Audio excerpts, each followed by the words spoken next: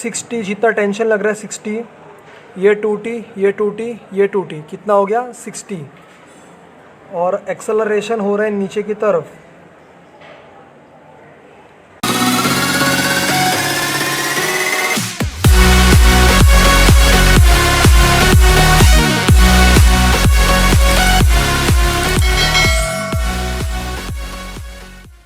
Hello people, welcome back to the video. तो आज के वीडियो में हम कंस्टेंट मोशन पर कुछ प्रॉब्लम्स करेंगे। नॉर्मली ऐसे प्रॉब्लम्स में हम क्या करते हैं, जब ये पुली जाता है नीचे की तरफ तो इसका कुछ एक्स डिस्प्लेसमेंट होता है, ये पुली जाएगा ऊपर की तरफ तब इसका कुछ एक्स डिस्प्लेसमेंट होता है। तो हम क्या करते थे, x1 प्लस x2 कुछ डिस्प्लेसमेंट ले लेते हैं, इक्वल्स टू कॉन्स्टेंट करते थे।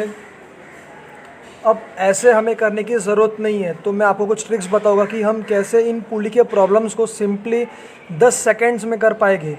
अब अगर मैं इस m1 पे देखूँ तो ये m1 वाला मास नीचे की तरफ जा रहा है। मैं इनका डायरेक्शन अज्यूम कर लेता हूँ कि ये नीचे की तरफ जा रहा है। ये m2 ऊपर की तरफ जा रहा है। तो आपको ये बात याद रखना है कि summation of t dot a equals to होता है 0। कितना, t dot A equals to होता है 0। t है यहाँ पे टेंशन, t क्या यहाँ पे टेंशन है, a क्या यहाँ पे एक्सेलरेशन है, एक्सेलरेशन। या तो मैं बोल सकता हूँ t dot v equals to 0। ठीक है, तो कैसे हम इसको सॉल्व करेंगे आइए देखते हैं। अभी जैसे हमें पता है कि t डॉट a दोनों वेक्टर क्वांटिटी है, तो t डॉट ए कितना होता है, t डॉट ए होता है magnitude of t into A cos theta होता है। कॉस थीटा होता है यहाँ पे angle between t and a। t है अपना टेंशन, a है एक्सेलरेशन। तो अगर मैं इस बॉडी, इस FVD पे, इस डायग्राम पे फोकस करूँ तो m1 नीचे आ रहा है, m2 ऊपर जा रहा है। तो जब मैं m1 वाले पे देखूँ तो m1 वाला नीचे की तरफ डिस्प्लेसमेंट हो रहा है, मतलब m1 का एक्सेलरेशन हो रहा है नीचे की तरफ हो रहा है। और टेंशन कितना लग रहा है, अच्छा यहाँ पे टेंशन T लग रहा है, यहाँ पे टेंशन T लग रहा है। तो यहाँ पे टेंशन कितना होगा 2T हो गया। सेम यहाँ पे टेंशन T है, यहाँ पे भी टेंशन T है, तो यहाँ पे टेंशन कितना हो गया 2T हो गया।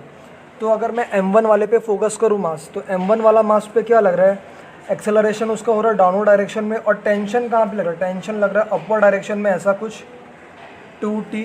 तो इनके बीच में एंगल कितना है, एंगल कितना आ रहा है 180 डिग्री आ रहा है। ठीक है, और अगर मैं m2 वाले पे फोकस करूँ तो m2 वाला ब्लॉक जा रहा है ऊपर की तरफ, मतलब m2 का एक्सेलरेशन कितना है a2 है। इसका टेंशन भी अपवर्ड डायरेक्शन में ही लग रहा है, टेंशन अपवर्ड डायरेक्शन में लग रहा है, मतलब इनके बीच में एंगल कितना है, एंगल है इनके बीच में 0 है। तो अब मैं ये फार्मूला यूज़ करूँगा, t dot A equals to 0 वाला फार्मूला मैं अब यूज़ करूँगा। कैसे, अब यहाँ पे देखना, m1 के लिए आएगा 2t a1 cos 180 डिग्री आएगा plus 2t a2 cos 0 degree equals to 0। तो कितना हुआ ये 2ta1 cos 180 कितना होता है, cos 180 होता है माइनस, cos 180 होता है -1, होता है -1 प्लस 2ta2 cos 0। तो cos 0 कितना होता है, cos 0 होता है 1 इक्वल्स टू 0। तो कैलकुलेशन करने पे मुझे आएगा a1 इक्वल्स टू a2। तो जैसा हम लोग ने अभी पहला प्रॉब्लम किया, तो अब आते हैं अपने दूसरे प्रॉब्लम की तरफ। तो इस सेकंड क्वेश्चन में हमें बोला है कि हमें इस क्वेश्चन का, इस m1 का एक्सेलरेशन और इस m2 का एक्सेलरेशन फाइंड करने का है। अगर मैं इस डायग्राम पे फोकस करूँ तो यहाँ पे टेंशन लगेगा t, यहाँ पे रहेगा t, तो ये कितना हुआ 2t हो गया। सेम यहाँ पे टेंशन t, यहाँ पे टेंशन t, तो ये हो गया 2t। यहाँ पे टेंशन t, यहाँ पे टेंशन t, तो ये हो गया 2t। यहाँ पे टेंशन t, यहाँ पे टेंशन t, यहाँ पे हो गया 2t।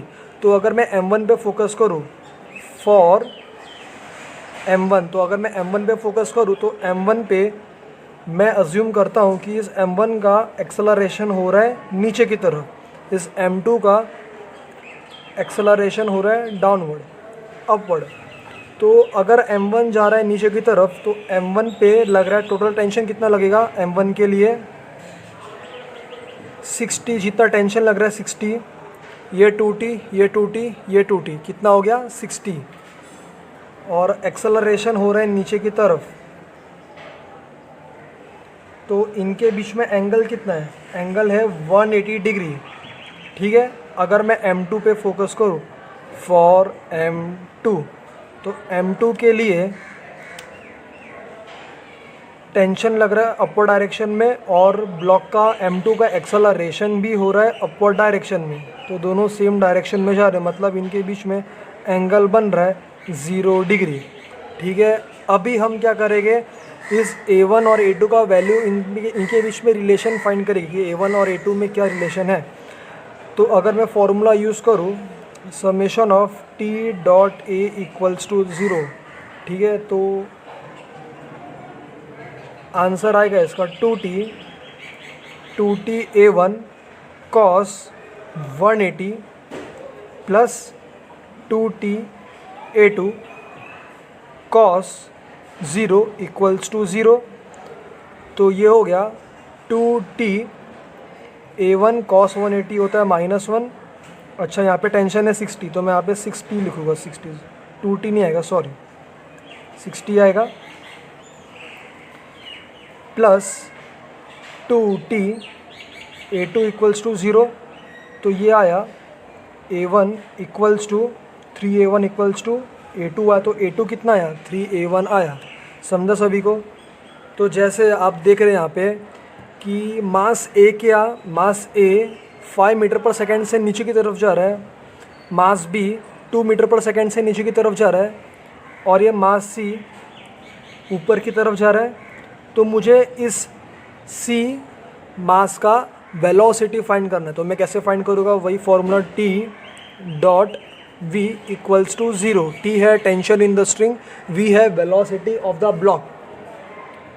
तो इसका भी फॉर्मूला लिख देते, तो फॉर A का क्या आएगा यहाँ पे, फॉर A के लिए यहाँ पे दिख रहा है टेंशन T, ये हो गया T, इसका 2T, इसका T, इसका T, यहाँ पे T, तो ये हो गया 2T।